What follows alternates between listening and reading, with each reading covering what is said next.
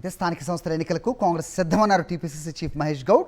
అధికారికంగా 42% బీసీ రిజర్వేషన్ల కోసం ప్రయత్నిస్తున్నామని, హైకోర్టు తీర్పుకు అనుగుణంగా ఎన్నికలు నిర్వహిస్తామని అన్నారు ఆయన. గాంధీ భవన్లో ధర్నాలు చేస్తే సహించేది లేదన్నారు. బీసీల గురించి మాట్లాడే హక్కు కవితకు లేదన్నారు మహేష్ గౌడ్. ఉనికి కోసమే కవిత పోస్ట్ కార్డ్ ఉద్యమం చేపట్టిందంటున్న టీపీసీసీ చీఫ్ మహేష్ గౌడ్తో మా ప్రతినిధి రాకేష్ మాట్లాడారు.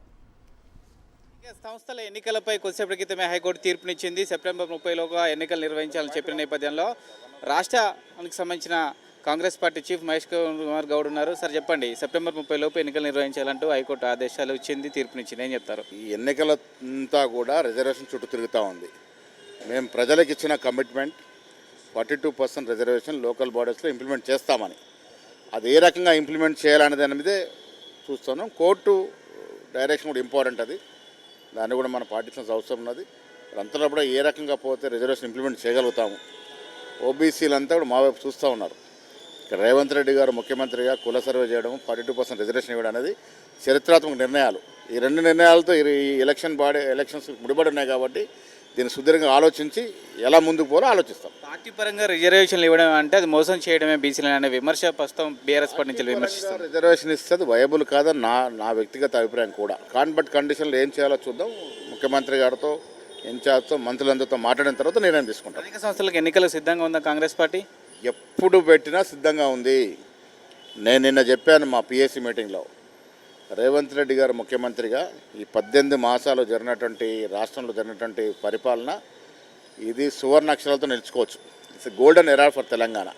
ఉద్యోగాలు ఇవ్వడం కావచ్చు, డెవలప్మెంట్ చేయడం కావచ్చు, సంక్షేమం ఇవ్వడం కావచ్చు. నా భూతో నా భవిష్యత్, ఇంత అభివృద్ధి, ఇంత సంక్షేమం గత సమైక్య ఆంధ్రదేశంలో కానీ తెలంగాణ క్షేత్రంలో కూడా ఎప్పుడు జరగలే. సోనియా గాంధీకి పోస్ట్ కార్డు ఉద్యమంతో కవిత లేఖలు రాస్తా ఉంది. కొద్దిసేపటికి దీన్ని ప్రారంభించారు. ఉంది తెలంగాణ గురించి మాట్లాడేది. ఈ రాష్ట్రంలో 10 ఏళ్ళు జరిగిన దోపిడీలో కవిత భాగస్వామ్యం ఉంది. లెక్క రానిగా పేరు తెచ్చుకున్న కవిత ఇంకా పోస్ట్ కార్డుల ఉద్యమం, ఆమె ఉనికి కొరకు అన్నతో జరుగుతున్న ఇంటర్నల్ ఫైట్లో పై చేయి సాధించడానికి నానా తంటాలు పడుతూ ఉంది. కానీ ప్రజల్లో లేరు కదా. ప్రజలు వీరిని తిరస్కరించారు, అసెంబ్లీలో ఓడించారు, పార్లమెంట్లో 0 ఇచ్చారు. ఇప్పుడు అవేవైతే ఉద్యమాలు చేస్తుందో అన్నిటికీ ఒకటే ప్రశ్న కవిత గారికి, మీరు 10 ఏళ్ళు అధికారులు ఎందుకు చేయలే?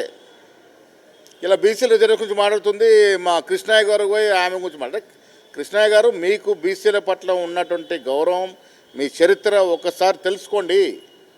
మీరు కవితకి వత్తాసు పలకడం అనేది మిమ్మల్ని మీరు చిన్నగా చేసుకుంటున్నారు. కవిత బీసీల కోసం ఏం చేసింది? 10 ఏళ్ళు ఎందుకు చేయలేకపోయినారు? ఇవాళ ఎందుకు మాట్లాడుతూ ఉంది? బీసీలు ఏం పిచ్చోలేంటి? కవిత ఏళ్ళు వచ్చి వాళ్ళ రాజకీయ కొన్ని కోసం బీసీల గురించి మాట్లాడితే బీసీలు ఎక్కడ పోతారా?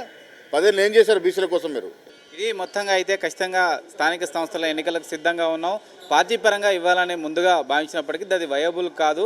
సాధ్యమైనంత వరకు కూడా ప్రభుత్వం నిర్ణయం ప్రకారమే 42% రిజర్వేషన్లు ఇచ్చేందుకు ప్రయత్నిస్తున్నామని చెప్తూనే, కవితకు సంబంధించి బీసీల ఉద్యమాన్ని తెర వెనుక రాజకీయ కుట్ర ఉంది.